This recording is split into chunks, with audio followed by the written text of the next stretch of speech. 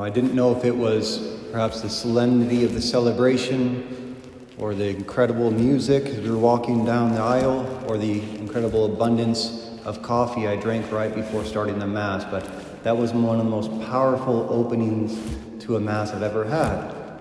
And as I was praying about it just in the corner over there, what hit me is the reason it was so powerful was because of how palpable the faith is in this church right now. Every single one of you came in the middle of the night to worship Jesus Christ on the day of his birth. And that faith is palpable and it's powerful. So thank you so much for the faith that has brought you here. Our faith is always known by the sacrifices we are willing to give God. And being here right now, especially for a half an hour homily, is going to be a great sacrifice for all of you. So thank you. You know late laugh, all right. You know what the best thing about Christmas is this year, though, in all honesty? It means we're that much closer to getting out of 2020, all right? And that's why the message of Christmas is so relevant for our times. The essence of Christmas is the message of hope. Hope that God has a plan to save his people. The difficulty we have to struggle with, though, is the way that God redeems us. The subtlety of his salvation. There's a scene in the movie Jesus of Nazareth, the 1970s version. And at one point, this Jewish man, they're being subjugated by the Romans in the area and taxed, and their people taken away in slavery. At one point, this man, he falls on the ground in tears, and he cries out to the heavens, "How long, O God, will you make us wait for you? When will you come to save your people?" And the camera goes from him, and it slowly pans over to this building, and you see the child Jesus kind of look out at him, just watching from a distance. It's the irony. He was looking up to the heavens for the God who was standing right next to him. And that's the scandal of Christmas, the subtlety of God's salvation. That's why it's been said that the reason modern man cannot find God is because he doesn't look low enough. Redemption came on Christmas in the form of a seed, a child, a gentle light. Isaiah prophesied, "The people who walked in darkness have seen a great light. For a child is born to us, a son is given us. But we long for the noonday sun, but we see only a glimmer of dawn. We long for the flower in full bloom, but we see only a seed. We long for the Messiah to come in full maturity, but we see only a child." Salvation was not accomplished on Christmas Day. It was only the beginning. It was only the seed. And one of the most remarkable facts about the birth of Jesus Christ into our world, God coming into our world, the culmination of all human history, what's most remarkable is what happened the next day. Absolutely nothing. It was just another day. The world went on. The great light came into the darkness, and so few people saw it. God born in the flesh, and almost no one to witness it. That's the scandal of Christmas, the subtlety of God's salvation. Reminds me of a movie. Let's be honest, everything reminds me of a movie. But this goes beyond the movie itself, the plot, it's actually the production process. Frank Capra's It's a Wonderful Life. Most every family watches this around Christmas time. It's one of the most famous movies ever made. It's been voted by the most inspirational American film ever produced.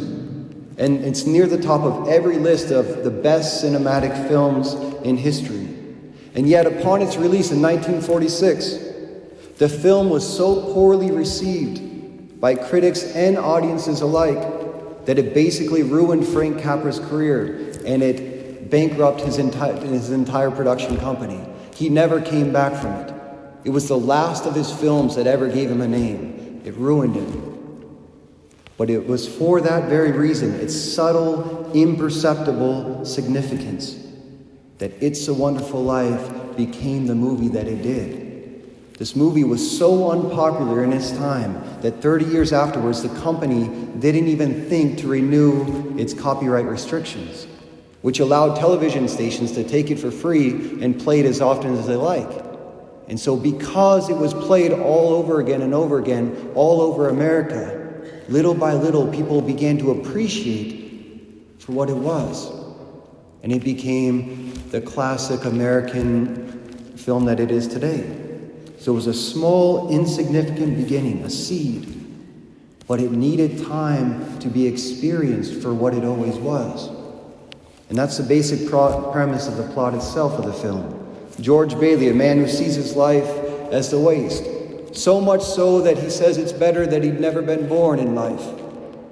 He was tempted to despair because he didn't see the fruits of all the seeds of his sacrifices. Saving his brother's life in his youth, saving his father's building and loan, saving Mary Hatch from becoming an old maid, saving Bedford Falls from Potter. The seeds of redemption were all around him in his life, but he couldn't see the fruit. One man's life touches so many others. When he's not around, he leaves an awfully big hole. You see, George, you've really had a wonderful life. But it was subtle, and he had to look low to see it. And that can happen to all of us, especially in times of chaos. We can get so caught up in the problems in the world at large, the big picture, that we lose sight of the manifestation of God's grace that's being planted right in front of our eyes in our everyday life. Our life, like the nativity of God into this world that we are celebrating today, is about the seeds that we sow, far more than the fruit that we reap. But we have to have hope to see that redemption at work, that those seeds will grow one day to become the fruition of redemption in our lives. The reason modern man cannot see God is because he doesn't look low enough. The salvation that God offers the world comes in the form of a seed, a small child, a gentle light. That's the subtlety of salvation. The Pharisees didn't recognize the coming of Christ in the flesh because they didn't look low enough. And Herod didn't recognize the coming of the Messiah in Bethlehem because he didn't look low enough. And how many people enter into our church and do not recognize the coming of God in the Holy Eucharist because they do not look low enough. God in the form of weak, fragile bread laying upon this altar. Only a few wise men and shepherds recognized the coming of God on this night because they looked low enough. God in the form of a weak, fragile child laying in a manger. As it was then, so it is now, so it will always be. God's redemption will only be witnessed by those who are willing to look low enough. As we enter this new year with whatever 2021 brings, let us take one lesson from Christmas with us. The way that God redeems his people. The subtlety of salvation. Be attentive to the details, the small things, the seeds of salvation planted in your everyday life, in the growth of your children, the graces in your marriage, your daily prayers and sacrifices. God's salvation is subtle in the seeds planted all around us. And if we're willing to look low enough, we will have our vision filled with the great light of the splendor of Emmanuel, God with us.